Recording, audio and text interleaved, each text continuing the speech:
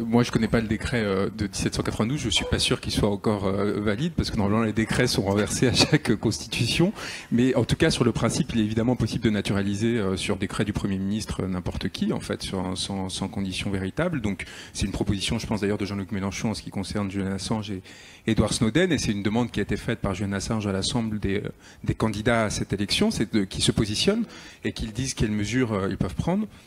Il y a la naturalisation, il y a l'adoption d'un arsenal législatif qui permettent, y compris à des Français, comme Antoine Deltour, qui a fait l'objet d'un procès au Luxembourg parce qu'il avait révélé des accords financiers qui ont retiré des milliards à l'État français.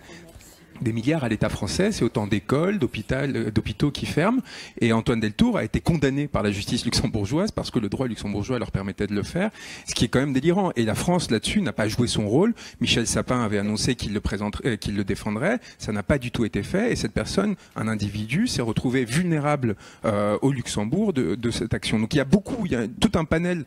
Et en fait, il y a des lois à adopter sur ce sujet beaucoup plus fortes que celles qui existent aujourd'hui et des décisions politiques qui doivent être prises et évidemment il y a beaucoup à faire, beaucoup plus à faire que ce qui est fait aujourd'hui parce que c'est un des enjeux primordiaux aujourd'hui sur la question des droits de l'homme, un des nouveaux fronts des droits de l'homme qui n'avait pas été pensé évidemment à l'époque de la Révolution française mais qui permettrait soit d'actualiser le statut de la France comme pays des droits de l'homme, soit de renoncer en fait à ce statut qui en effet déjà est pas joli en ce moment.